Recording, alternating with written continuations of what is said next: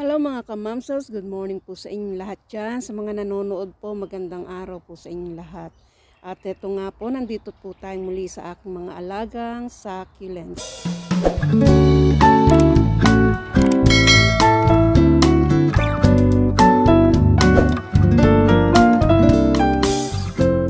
At ayan nga po, nag-i-enjoy po kasi ako talaga sa mga kulay ng aking succulents. Kaya ako po ay very proud na pinapakita ko rin sa inyo kung gaano kagaganda ang mga succulents. Tingnan naman po ninyo itong si Campfire. Oh, hanggang ngayon, pulang-pula pa rin siya. Ang ganda-ganda niyan tingnan. Ayan. Maging si Nova po, eto po oh, napakaganda ang kulay niya. Ayan si Red Sky, napakaganda rin ang kulay. At maging itong si Trumpet Pinky po, oh. Kailangan ko na pong iripat ito at napakarami na po ng kanyang mga anak. Ayan, nagsisikip na sila sa kanilang pot.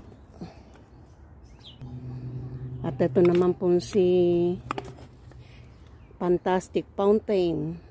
Ayan, lumaki na ng gusto rito sa kanyang pot.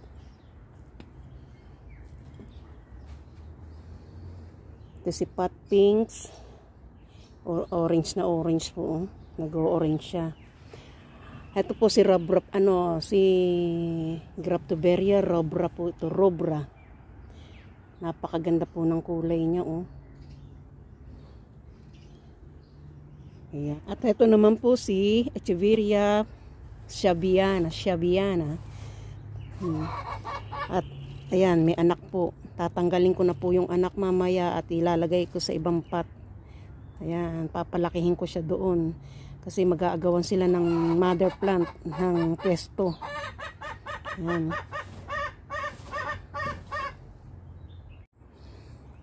At eto naman po si Adobe ay dilaw na dilaw po siya. Oh, naku. Hindi ko na siya mabuhat. Ang bigat. Ay, naku. Ayan. Tingnan nyo po ang bulaklak niya. Napakaganda oh. Oh. Nilalanggam yata siya rito. Ayan oh. Tingnan nyo oh. Teka baka magkabali-bali. Ayan. Napakaganda po niya oh. Ganda ng kanyang bulaklak.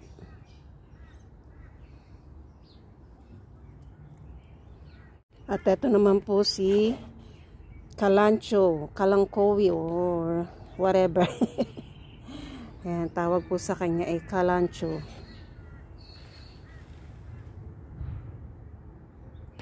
At si Francesco Baldi, ayan. Nag-o-orange-orange po yung kanyang kulay. Ayan si Pink Pots. Sino ba yun? Pot Pinks ba yun? Sino ba to?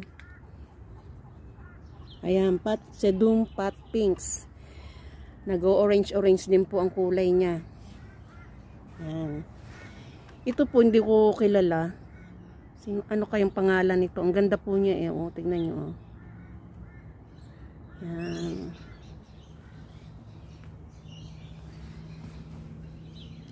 Ito po si Echeveria Lingua.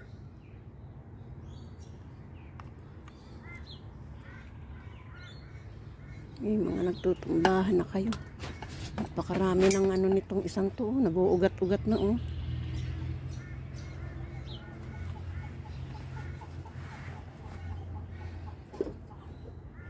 Ito na sa Echeveria Benimusume.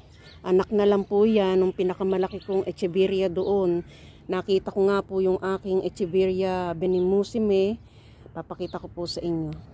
Ito po yung kanyang mother plant. Ayan, napakarami na ring anak oh. Marami na po akong nakuha nung nakaraan dito. Pinagtatanggalan ko po ng mga anak. Ayun na nga po yung mga tinanggal ko. At yung iba po ay nabenta ko rin. Ayan, ang dami po oh. Dami niyang anak. Nagsisiksika na sila dun sa kanyang pot. Eh, dapat aning ko ulit to. Tanggalan ko uli ng mga anak niya. Oh, ayan oh. Wala na, kulang na yung pot sa kanila eh. Ayan, hanggang dun. At ito naman po si Lilac Spoon. Yan. Ang dami niya ng anak din. Oh. Tanggalan po lang natin ng mga tuyong dahon. Mahirap po itong patubuin sa dahon niya. Ilang try na ako, hindi pa rin ako nakakabuhay. Ayan. Ayan ang mga anak niya, napakarami. Oh. Ano kaya pugutin ko na lang yung ano niya.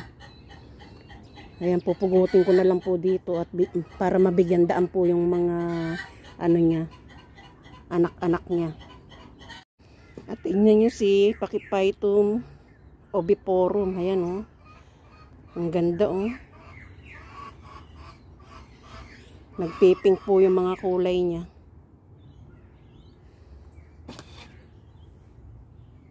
At ito naman po si Kalanchoe tomentosa Dorothy Brown. Alam niyo po, ayan, marami na po akong inilagay ng mga dahon dito. Ayan, tignan nyo. May mga ano-ano na siya.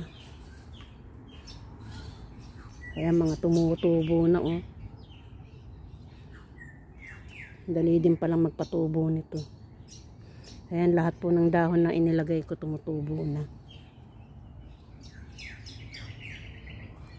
Ang cute niya oh.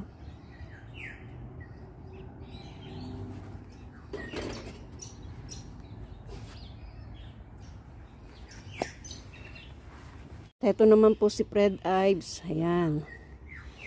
Marami-rami na rin siya rito. Pag pinutol ko po siya dito sa mga sanga niya, sa stem niya, magpaparami po uli ng mga babies yan. Lalabas po dito, mga babies. Ayan. Ito hindi ko kilala to eh. Parang si ano to eh. Si Fred Ives din oh. Maliit lang.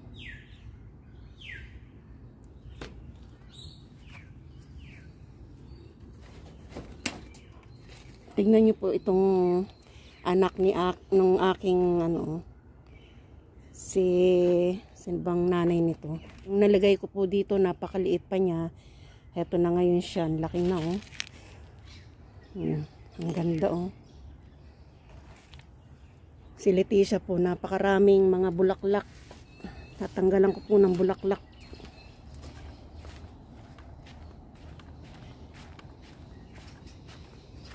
Napakaganda po ng kulay nito pag nai-stress.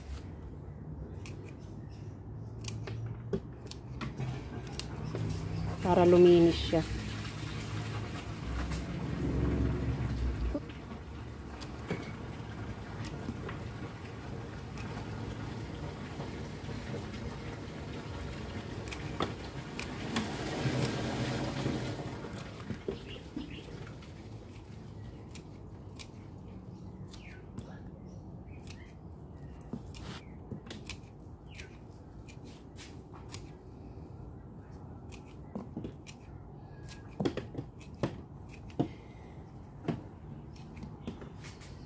Ayan, natanggalan ko na po ng mga bulaklak. Ayan, ganito po yung kulay niya. Mas matindi po rito pagka yung stress na stress siya. Pulang-pula. Ayan. Balik na po natin sa kanyang lagayan. At ipapakita ko naman po sa inyo yung mga iba't ibang klase ng in-order kong cuttings ng Ionium. Ayan o, tingnan nyo. Sana mapalaki ko sila ng maganda. Sana hindi sila mamatay sa akin. Ayan, ang ganda-ganda oh. Ang cute nila. Tignan nyo oh. Ayan. Hindi ko pa nalalagyan ng ng name tag para hindi ako magkalito-lito sa kanila kasi parang pare-parehas din po ng oh. Oh, ang ganda. Order ko pong Ionium ngayon ay yung si Pink Witch. Ayan. Kasi ang ganda-ganda rin niya. Wala pa ako nung mga medusa. Ayan. Inokompleto ko po para lahat po ng mga Ionium ay meron ako. At heto, may nabili po ako na Ionium. Malaki na po siya. Ayan, oh. Marami na siyang mga sanga-sanga. Ito po si Ionium atropurpurea. Ito po, meron pa rin akong nabili na ito si Arboreum green. Ayan. Kinat ko po siya kasi napakahaba niya.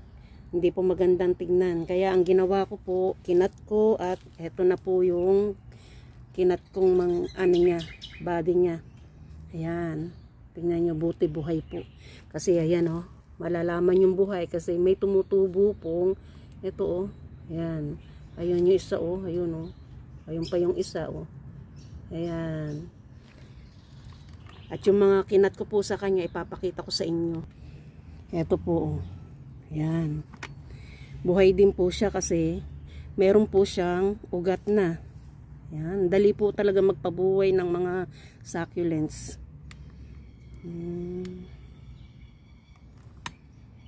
Ayan guys, so ang daming anak nitong isang succulents ko. Yan, kailangan ko na rin silang pagtatanggalin para hindi sila siksikan dun sa kanilang pot. Kulang na po yung space nila. Ito po yung mother plant.